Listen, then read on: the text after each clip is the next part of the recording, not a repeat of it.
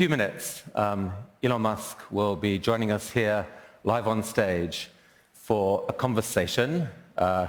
Rumor has it there are a few things to talk about with him. We will see. But before that, I just want to show you something special. I want you to come with me to Tesla's huge gigafactory in Austin, Texas. So the day before it opened last week, the evening before, I was allowed to walk around it, no one else there. And what I saw there was honestly pretty mind-blowing. This is Elon Musk's famous machine that builds the machine. And his view, the secret to a sustainable future, is not just making an electric car, it's making a system that churns out huge numbers of electric cars with a margin so that they can fund further growth. When I was there, none of us knew whether Elon would actually be able to make it here today, so I took the chance to sit down with him and record an epic interview. And I just want to show you an 8-minute excerpt of that interview. So here from Austin, Texas, Elon Musk. I want us to switch now to think a bit about artificial intelligence. I'm curious about your timelines and how you predict and how come some things are so amazingly on the money and some aren't. So when it comes to predicting sales of Tesla vehicles, for example, I mean, you've kind of been amazing. I think in 2014, when Tesla had sold that year 60,000 cars, you said, 2020, I think we will do 500,000 a year. Yeah, we did almost exactly 500,000. 5 years ago, last time you came to TED, I asked you about full self-driving, and you said, yep, this very year, where I am confident that we will have a car going from LA to New York without any intervention. Yeah, I don't want to blow your mind, but I'm not always right. But so what's the difference between those two? Why has full self-driving in particular been so hard to predict? I mean, the thing that really got me, and I think it's going to get a lot of other people, is that there are just so many false dawns with self-driving, where you think you got the problem, have a handle on the problem, and then it turns out you just hit a ceiling, because if you were to plot the progress, the progress looks like a log curve. So it's like a series of log curves. So most people don't know what a log curve is, I suppose, but show the shape. It goes up sort of a fairly straight way, and then it starts tailing off, and you start there's a kind of getting diminishing returns. In retrospect, they seem obvious, but in order to solve full self-driving properly, you have to solve real-world AI. Because you say, like, what are the road networks designed to work with? They're designed to work with a biological neural net, our brains, and with vision, our eyes. And so in order to make it work with computers, you basically need to solve real-world AI and vision. Because we need cameras and silicon neural nets in order to have self-driving work for a system that was designed for eyes and biological neural nets. I guess when you put it that way, it's sort of like quite obvious that the only way to solve full self-driving is to solve real-world AI and sophisticated vision. What do you feel about the current architecture? Do you think you have an architecture now where there is a chance for the logarithmic curve not to tail off any time soon? Well, I mean, admittedly, these may be infamous last words, but I actually am confident that we will solve it this year. That we will exceed. You say, like, what the probability of an accident? At what point do you exceed that of the average person? Right. I think we will exceed that this year. We could be here talking again in a year. It's like, well, yet another year went by and it didn't happen. But I think this is the year. Is there an element that you actually deliberately make aggressive prediction timelines to drive people to be ambitious? And without that, nothing gets done. So it feels like at some point in the last year, seeing the progress on understanding that the AI, the Tesla AI, understanding the world around it, led to a kind of an aha moment in Tesla. Because you really surprised people recently when you said, probably the most important product development going on at Tesla this year is this robot, Optimus. Yes. Is it something that happened in the development of full self-driving that gave you the confidence to say, you know what, we could do something special here? Yeah, exactly. So, it took me a while to sort of realize this, that in order to solve self-driving, you really needed to solve real-world AI. And at the point at which you solve real-world AI for a car, which is really a robot on four wheels, you can then generalize that to a robot on legs as well. The things that are currently missing are enough intelligence for the robot to navigate the real world and do useful things without being explicitly instructed. So the missing things are basically real world intelligence and scaling up manufacturing. Those are two things that Tesla is very good at, and so then we basically just need to design the specialized actuators and sensors that are needed for a humanoid robot. People have no idea. This is going to be bigger than the car. But so talk about, I mean, I think the first applications you've mentioned are probably going to be manufacturing, but eventually the vision is to have these available for people at home, correct? Yes. If you had a robot that really understood the 3D architecture of your house and knew where every object in that house was or was supposed to be and could recognize all those objects, I mean, that's kind of amazing, isn't it? Like that, the kind of thing that you could ask a robot to do would be what? Like, tidy up. Yeah, absolutely. Or make dinner, I guess, mow the lawn. take a cup of tea to grandma and show her family pictures. And Exactly, take care of my grandmother and make sure, yeah, exactly. I mean, it could obviously recognize everyone in the home. Yeah. Could play catch with your kids. Yes. I mean, obviously we need to be careful that this doesn't become a dystopian situation. Like, I think one of the things that's going to be important is to have a localized ROM chip on the robot that cannot be updated over the air, where if you, for example, were to say stop, stop, stop, that would, if anyone said that, then the robot would stop, type of thing. And that's not updatable remotely. I think it's going to be important to have safety features like that. Yeah. That sounds wise. And I do think there should be a regulatory agency for AI. I've said this for many years. I don't love being regulated, but I think this is an important thing for public safety. And do you think there will be basically, like, in say 2050 or whatever, that like a robot in most homes is what there will be, and people will I think they probably love will. them and count on them. You'll have your own butler, basically. Yeah, you'll have your sort of buddy robot, probably. Yeah. I mean, how much of a buddy? How many applications do you thought? Is there, can you have a romantic partner, a sex partner? I mean, a lot of it's learning probably people out there. inevitable. I mean, I did promise the internet that I'd make cat girls. We could make a robot cat girl. I mean, Be careful what you promise the internet. So yeah, I guess it'll be whatever people want, really. So. What sort of timeline should we be thinking about of the first models that are actually made and sold?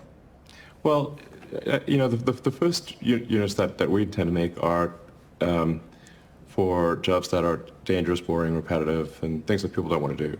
And I think we'll have like an interesting prototype sometime this year. We might have something useful next year, but I think quite likely within at least 2 years.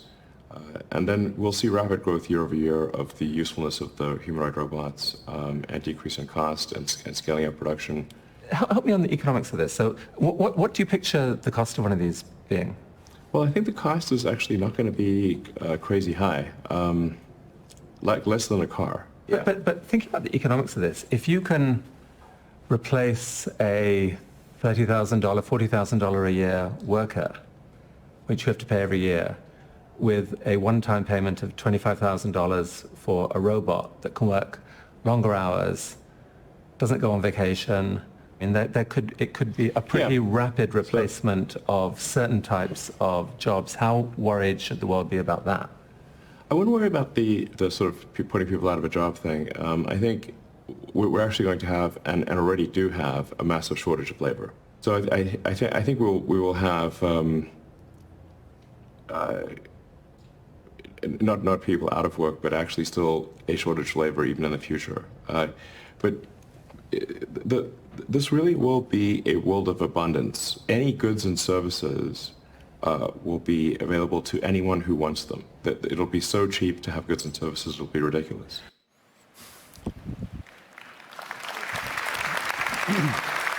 So, that is part of an epic 80-minute interview, which we are releasing to people, members of TED2022, right after this conference. You should be able to look at it on the TED Live website. There's public interest in it. We're putting that out to the world on Sunday afternoon, I think, Sunday evening. But if you're into this kind of stuff, definitely a good thing to do over the weekend. Now then, hearing from Elon live, there's huge public interest in that. We have opened up this segment to live stream, and so we're joined right now by, I think, quite a few people around the world. Welcome to Vancouver, welcome to TED22. You're joining us on the last day of our conference here in a packed theater. And we've been hearing all week from people with dreams about what the next era of humanity is going to be. And now, arguably, the biggest visionary of them all, Elon Musk.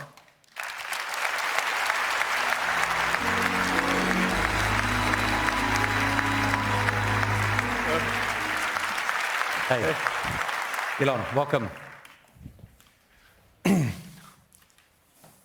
So, Elon, a few hours ago, you made an offer to buy Twitter. Why?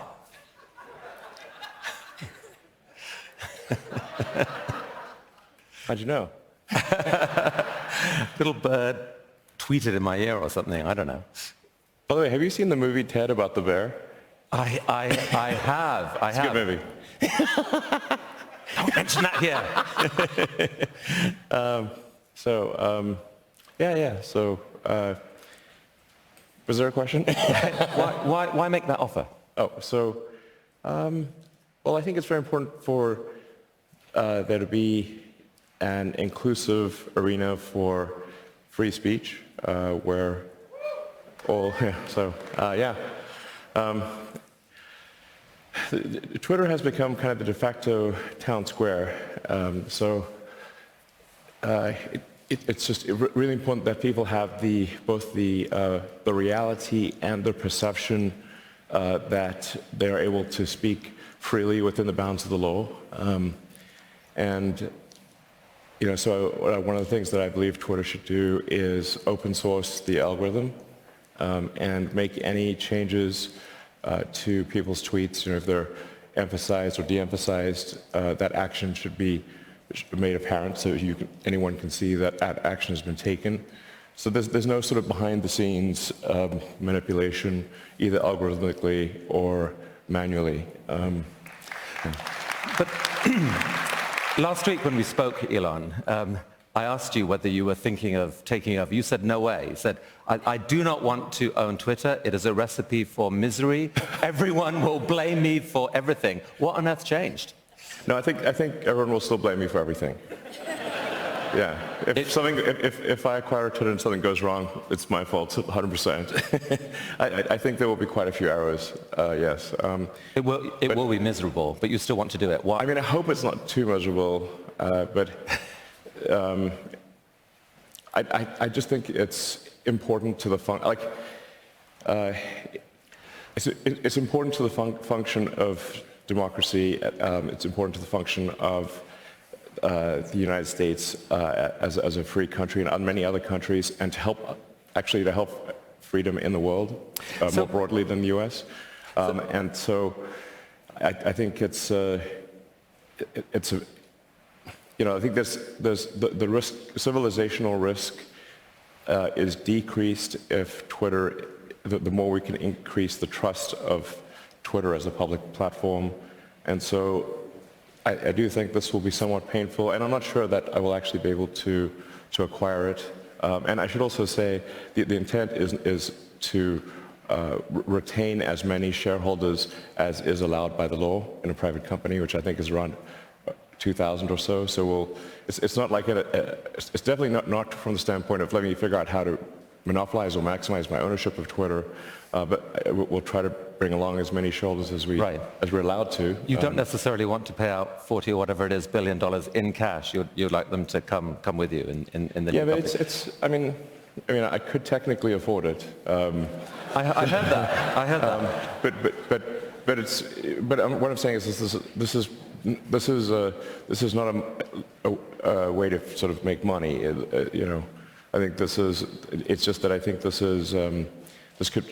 my strong intuitive sense is that having a public platform that is maximally trusted and broadly inclusive is extremely important to the future of civilization. But you've described yourself. I don't care about the economics at all. Okay, that's cool to hear. This is not about the economics. It's for the moral good that you think it will achieve. You've described yourself, Elon, as a free speech absolutist. But does that mean that there's literally nothing that people can't say and it's okay?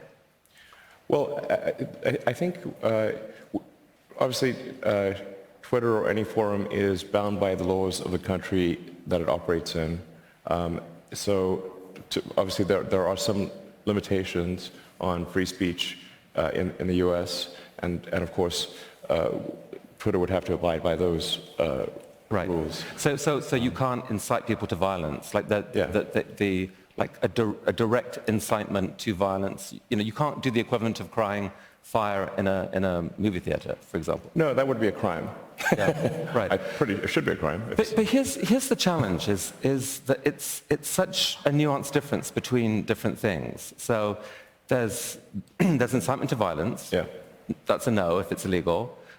There's hate speech, which some forms of hate speech are fine. I hate spinach. I mean, if it's sautéed in a cream sauce, it can be quite nice.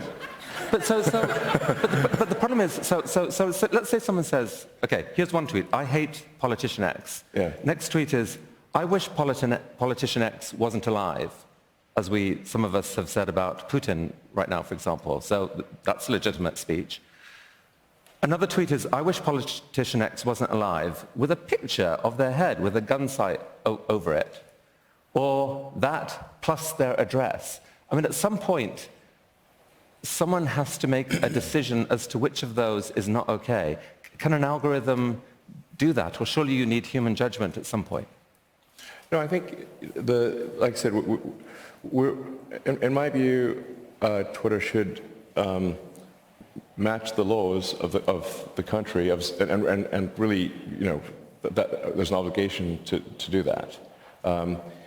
But going beyond that, and having it be unclear who's making what changes to where, having tweets sort of mysteriously be promoted and demoted with no insight into what's going on, having a black box algorithm promote some things and not other things, I think this can be quite dangerous.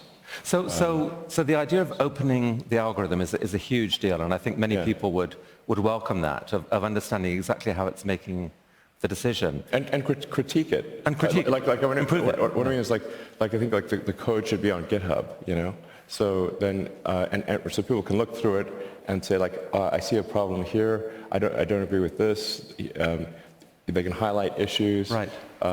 Suggest changes in the same way that you sort of update Linux or Signal or something like that, But as I understand it, at some point right now, what the algorithm would do is it would look at, for example, how many people have flagged a tweet as obnoxious, and then at some point a human has to look at it and make a decision as to does this cross the line or not. But the algorithm itself can't, I don't think yet, tell the difference between legal and okay and definitely obnoxious. And so the question is, which humans, make that call? I mean, do you have a picture of that? Right now, Twitter and Facebook and others, they've hired thousands of people to try to help make wise decisions. And the trouble is that no one can agree on what is wise. How do you solve that? Well, I think we would want to err on this. If in doubt, let the speech, let it exist. It would have, if it's a gray area, I would say let the tweet exist. But obviously, in a case where there's perhaps a lot of controversy, that you would not want to necessarily promote that tweet. So I'm not saying that I have all the answers here, but I do think that we want to be just very reluctant to delete things and have just be very cautious with permanent bans.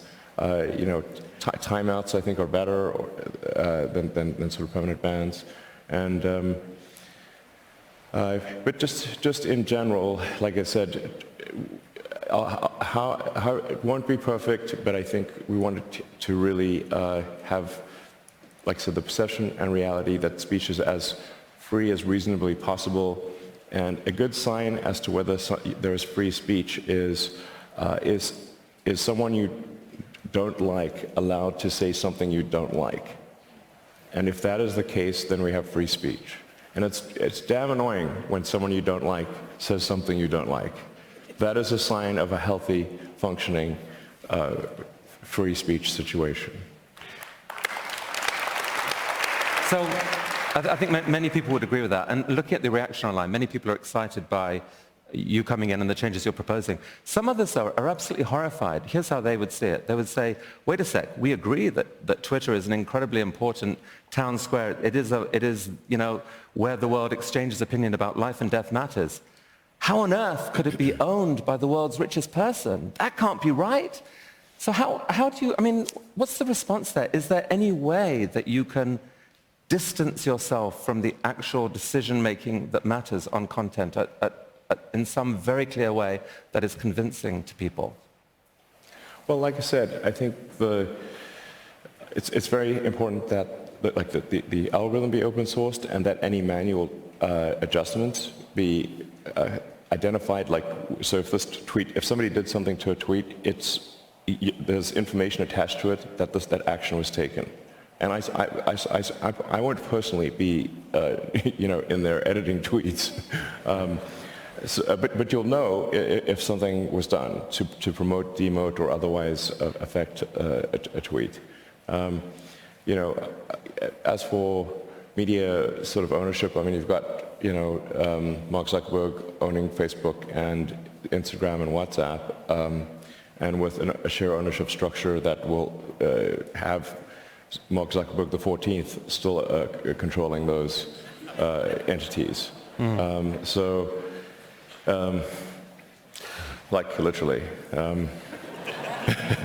Well, certainly we won't have that at Twitter. If you commit to opening up the algorithm, that definitely gives some level of confidence. Yes. Talk about some of the other changes that you proposed. So the edit button, that's definitely coming. If you have your way. Yes. Yeah. And I think frankly,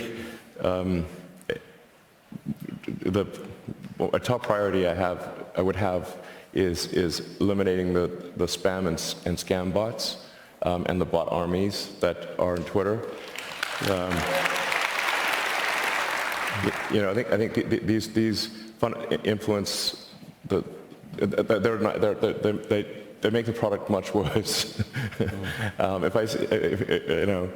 If I had a Dogecoin for every crypto scam I saw,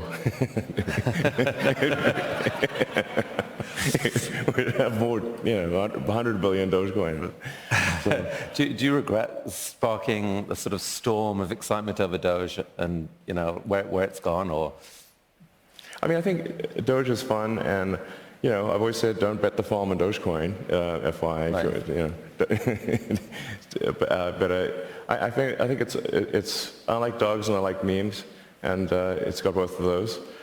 And but just on the edit button, how do you get around the problem of, so someone tweets Elon rocks and it's tweeted by 2 million people, and then after that they edit it, so Elon sucks, and then all those retweets, they're all embarrassed, and how do you avoid that type of changing of meaning so that retweeters are exploited?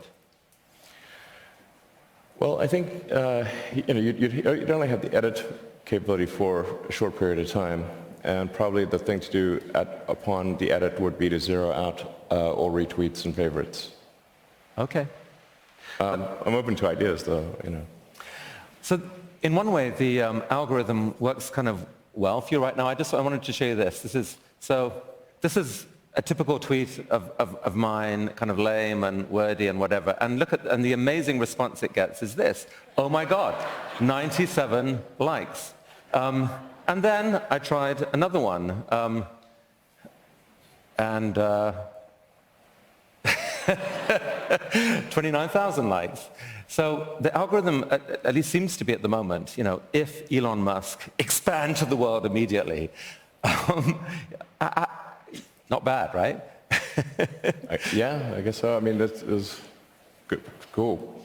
I mean, but you've, so help us understand how it is you've built this incredible following on Twitter yourself when, I mean, some of the people who love you the most look at some of what you tweet and they think it's somewhere between embarrassing and crazy. Some of it's amazing. I mean, it is a little. Yeah.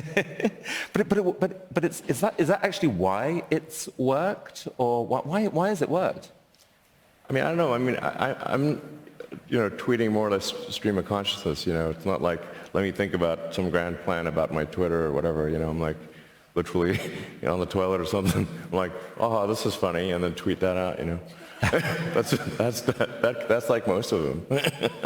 That's, oversharing.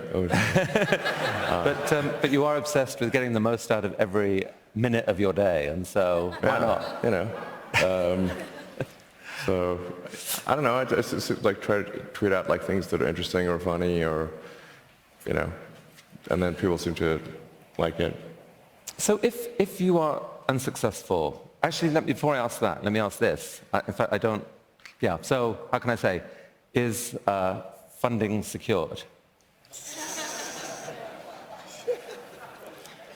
I have sufficient assets to complete the. It's not a forward-looking statement. Blah blah blah. But I have. I mean, I can do it if possible. Right. I mean,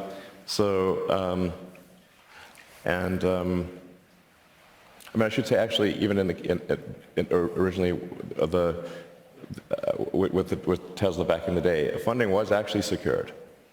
I want to be clear about that. In fact, this may be a good opportunity to clarify that. Funding was indeed secured, and I should say, like, why do I not have respect for the SEC in that situation? And I don't mean to blame everyone at the SEC, but certainly the San Francisco office. It's because the SEC knew that funding was secured, but they pursued an active public investigation nonetheless. At the time, Tesla was in a precarious financial situation, and I was told by the banks that if I did not agree to settle with the SEC, that the banks would cease providing working capital and Tesla would go bankrupt immediately. So that's like having a gun to your child's head. So I was forced to concede to the SEC unlawfully, those bastards. And now it makes it look like I lied when I did not in fact lie. I was forced to admit that I lied to save Tesla's life, and that's the only reason. Given what's actually happened to Tesla since then, though, aren't you glad that you didn't take it private? Yeah, I mean,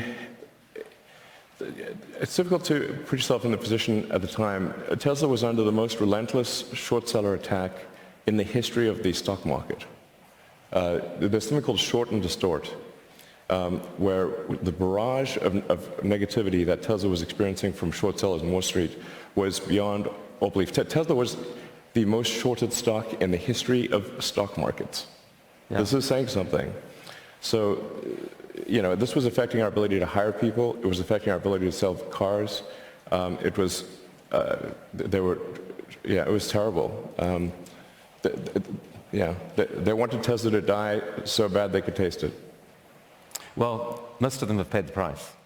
Yes. Where are they now?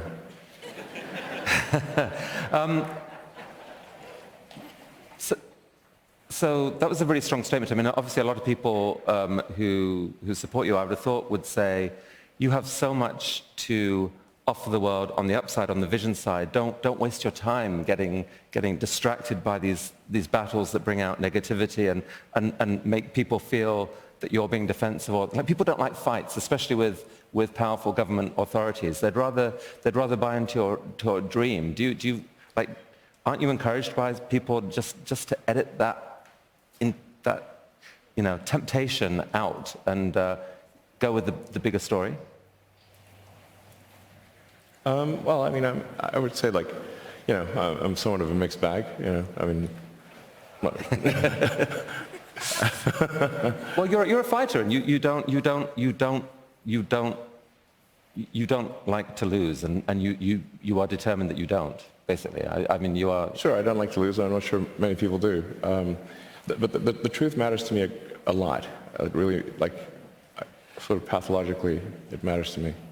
Okay, so you don't like to lose. If in this case you are not successful in, the board does not accept your offer, you've said you won't go higher, is there a plan B?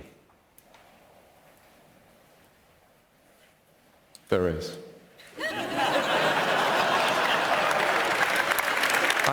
I think we would like to hear a little bit about plan B. For another time, I think. Another time? Yeah. All right.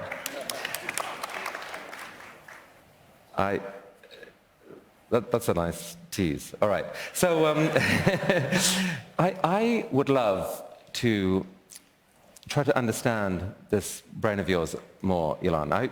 If, with your permission, I'd like to just play this. This is the... Oh, no, actually, before we do that, here was one of the thousands of questions that people asked. I thought this was actually quite a good one. If you could go back in time and change one decision you made along the way, do your own edit button, which one would it be and why? Do you mean like a career decision or something? Just any decision over the last few years, like your decision to invest in Twitter in the first place, or your anything. I mean, the worst business decision I ever made was not starting Tesla with just J.B. Straubel. By far the worst decision I've ever made is not just starting Tesla with J.B.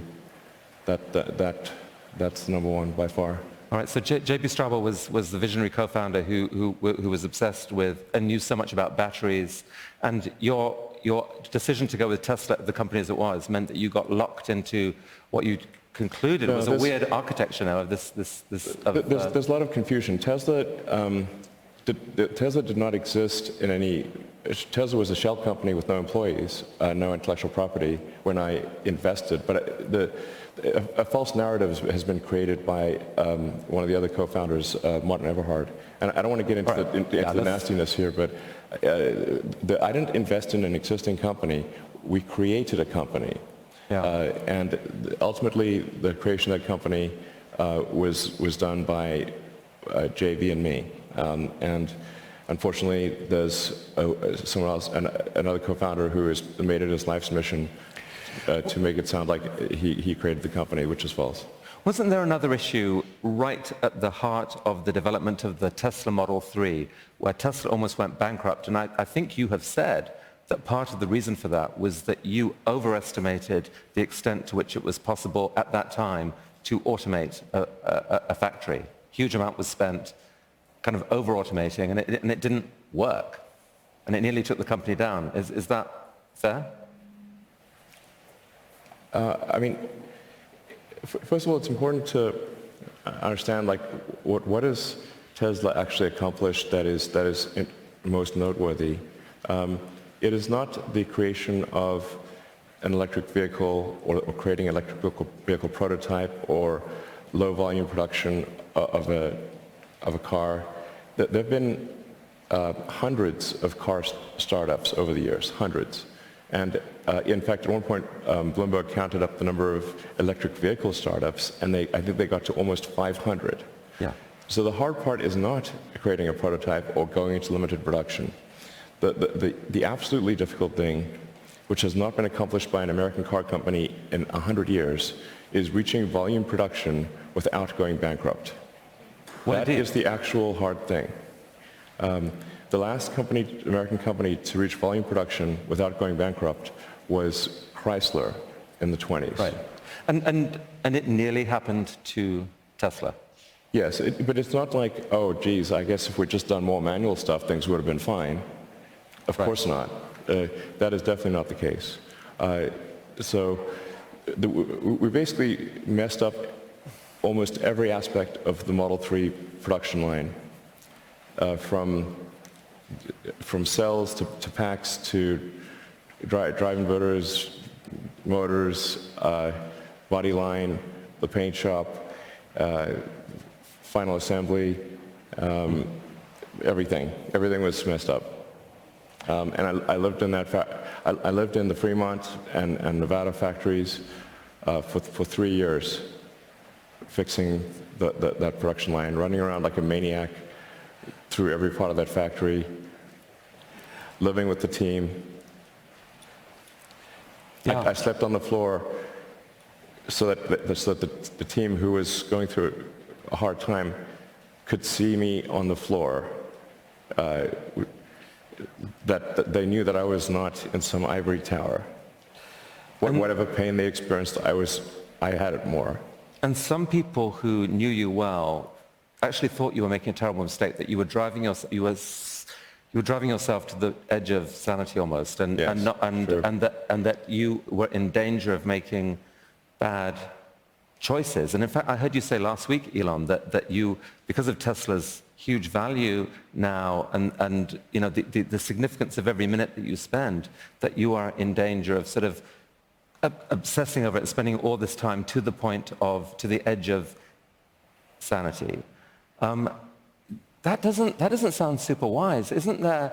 Like your time, your completely sane, centered, rested time and decision making is more powerful and compelling than that sort of I can barely hold my eyes open. So surely it should be an absolute strategic priority to look after yourself. I mean, there wasn't any other way to make it work. There were 3 years of hell. 2017, 18, and 19 were 3 years, the longest period of excruciating pain in my life. There wasn't any other way. And we barely made it, and we were on the ragged edge of bankruptcy the entire time. So when you it's not like around, I want pain. I don't like it. Those were so much pain. But it had to be done, or Tesla would be dead. When you looked around the Gigafactory that we saw images of earlier last week, and just see where the company has come, I mean, do you feel that this challenge of figuring out the new way of manufacturing, that you actually have an edge now, that it's different, that you've figured out how to do this, and from those 3 years won't be repeated? You've actually figured out a new way of manufacturing. At this point, I think I know more about manufacturing than anyone currently alive on Earth. Tweet that. Yeah. I can tell you how every damn part in that car is made. It's basically, if you just live in the factory for 3 years and just... That was nice. That was poignant note to something. Someone wants to compose a symphony to that expression of confidence, something like that. I have no idea what that is. Anyway, yeah, every aspect of a car, 6 ways to Sunday, I know. I mean, you talk about scale right now. You're in the middle of writing your new master plan, and you've said that scale is at the heart of it. Why does scale matter? Why are you obsessed with it? What are you thinking? Yeah, well, see, in order to accelerate the advent of sustainable energy, there must be scale, because we've got to transition a vast economy that is currently overly dependent on fossil fuels to a sustainable energy economy, one where the energy is, yeah, I mean, we got to do it.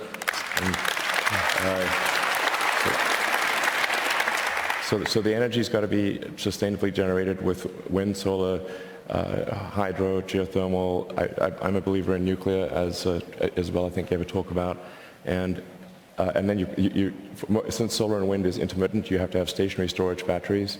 And then we're going to transition all transport to electric.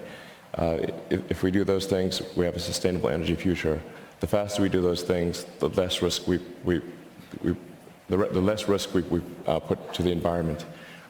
So sooner is better, and so scale is very important. It's not about press releases. It's about tonnage. What was the tonnage of batteries produced, and obviously done in a sustainable way? And our estimate is that approximately 300 terawatt hours of battery storage is needed to transition transport, electricity, and heating and cooling to a fully electric situation. There may be some different estimates out there, but our estimate is 300 terawatt hours. Yeah. So we dug into this a lot in the interview that we recorded last week, and so people can go in and hear that more. But I mean, the context is, that is, I think, about 1,000 times the current installed battery capacity. I mean, the scale-up needed is breathtaking, basically. Yeah. So your vision is to commit Tesla to try to deliver on a meaningful percentage of what is needed, yes, and call on others to do the rest. That this is a task for humanity to massively scale up our response to change the energy grid. Yes, it's like basically how fast can we scale and encourage others to scale to get to that 300 terawatt hour installed base of batteries. Right. And then of course there'll be a tremendous need to recycle those batteries, and it makes sense to recycle them because the raw materials are like high-grade ore. So people shouldn't think, well, there'd be this big pile of batteries. No, they're going to get recycled because even a dead battery pack is worth about $1,000. So, but this is what's needed for a sustainable energy future. So we're going to try to take a set of actions that accelerate the day and bring the day of a sustainable energy future sooner. Okay. There's going to be huge interest in your master plan when you publish that. Meanwhile, I would love to understand more what goes on in this brain of yours, because it is a pretty unique one. I want to play, with your permission, this very funny opening from SNL, Saturday Night Live. Can we have the volume there, actually, please? Sorry. It's an honor to be hosting Saturday Night Live. I mean that. Sometimes after I say something, I have to say, I mean that. So people really know that I mean it. That's because I don't always have a lot of intonation or variation in how I speak, which I'm told makes for great comedy. I'm actually making history tonight as the first person with Asperger's to host SNL. And I think you followed that up with... At least the first person to admit it. The first person to admit it. But I mean...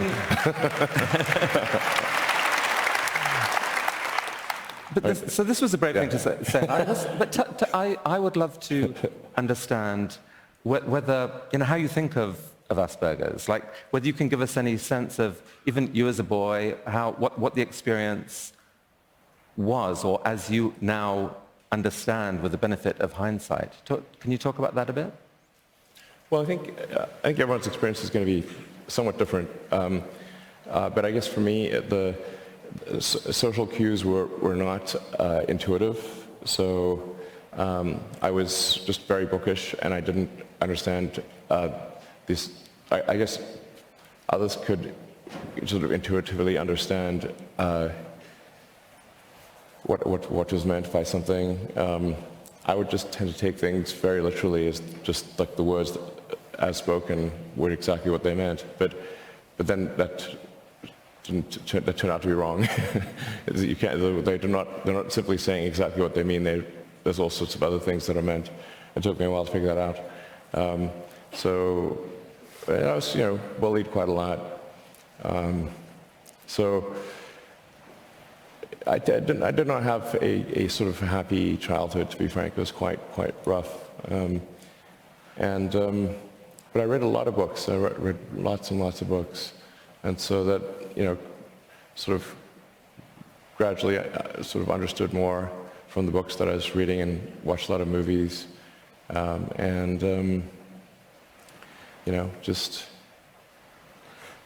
it took me a while to understand things that most people intuitively understand. So I've wondered whether it's possible that that was, in a strange way, an incredible gift to you and indirectly to many other people. In as much as brains, are plastic and they go where the action is. And if, for some reason, the external world and social cues, which so many people spend so much time and energy and mental energy obsessing over, if that is partly cut off, isn't it possible that is partly what gave you the ability to understand inwardly the world at a much deeper level than most people do? I suppose that's certainly possible. I think there's maybe some value also from a technology standpoint, because I found it rewarding to spend all night programming computers just by myself, and I think most people don't enjoy typing strange symbols into a computer by themselves all night. They think that's not fun, but I thought I really liked it. So I would just program all night by myself, and I found that to be quite enjoyable. But I think that is not normal. So I mean, it does. I've thought a lot about. It's a riddle to a lot of people of how you've done this, how you've repeatedly innovated in these different industries, and it does. Every entrepreneur sees possibility in the future and then acts to make that real. It feels to me like you see possibility just more broadly than almost anyone and can connect the dots. So you see scientific possibility based on a deep understanding of physics and knowing what the fundamental equations are, what the technologies are that are based on that science and where they could go. You see technological possibility. And then, really unusually, you combine that with economic possibility of like what it actually would cost. Is there a system you can imagine where you could affordably make that thing? And that sometimes you then get conviction that there is an opportunity here. Put those pieces together and you could do something amazing. Yeah, I think one aspect of whatever condition I had was I was just absolutely obsessed with truth. Just obsessed with truth. And so the obsession with truth is why I studied physics, because physics attempts to understand the truth of the universe. Physics is just what are the provable truths of the universe, and truths that have predictive power. So for me, physics was sort of a very natural thing to study. Nobody made me study it. It was intrinsically interesting to understand the nature of the universe. And then computer science or information theory, also to just understand logic and there's an argument that that information theory is actually operating at a more fundamental level than even physics.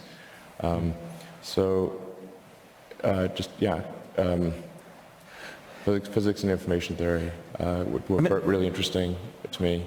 So when you say truth, I mean, it's not like some people. So what you're talking about is the truth of the universe, like the fundamental truths that drive the universe. It's like a deep curiosity about what this universe is, why we're here, simulation. Why not? We don't have time to go into that. But I mean, you're just deeply curious about what this is for, what this is, this whole thing. Yes, I mean, I think the why of things is very important. I actually, when I was sort of young teens, I got quite depressed about the meaning of life, and I was trying to sort of understand the meaning of life, reading religious texts and reading books on philosophy. And I got into the German philosophers, which is definitely not wise if you're a young teenager, I have to say. It can be a bit dark. much better read as an adult. And then actually I ended up reading The Hitchhiker's Guide to the Galaxy, which is actually a book on philosophy, just sort of disguised as a silly humor book, but actually it's actually a philosophy book. And Adams makes the point that it's actually the question that is harder than the answer.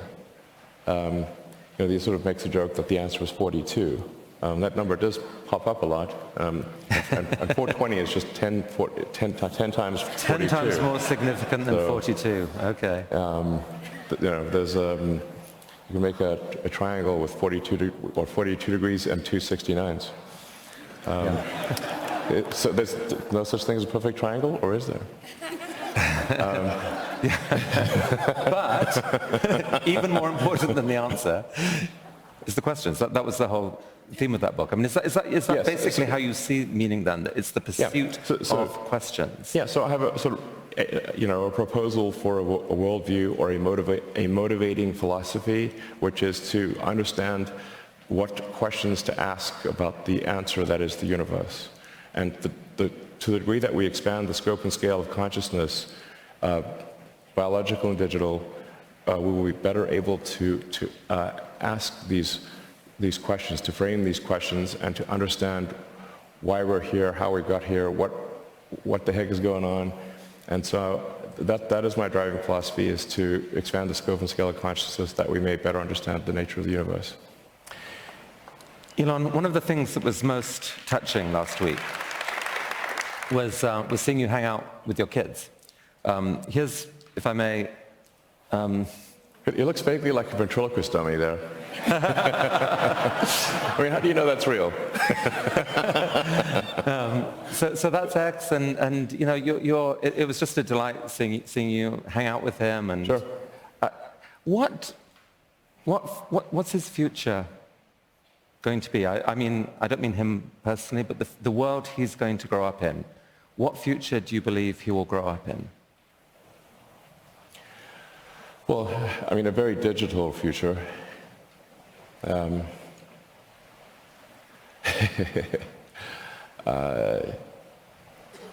different world than I grew up in, that's for sure.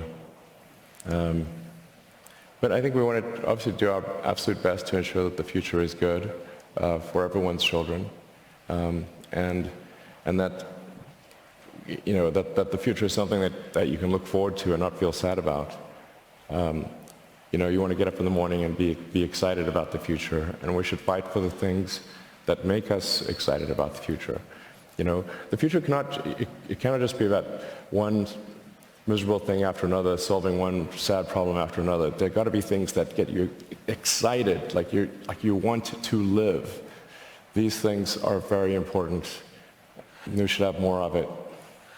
And it's not as if it's a done deal. Like it's all to play for. Like the future may be horrible. Still, there are scenarios where it is horrible, but you see a pathway to an exciting future, both on Earth and on Mars and in our minds through artificial intelligence and so forth. I mean, in your heart of hearts, do you really believe that you are helping deliver that exciting future for X and for others? I mean, I'm trying my hardest to do so.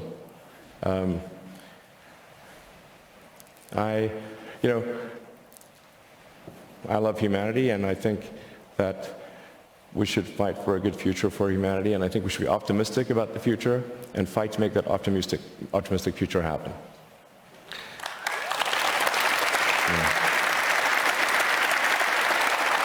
Elon, I think that's a perfect place to close this. Thank you so much for spending time coming here and for the work that you're doing, and good luck with finding a wise course through on Twitter and everything else. All right, Elon Musk. Thank you.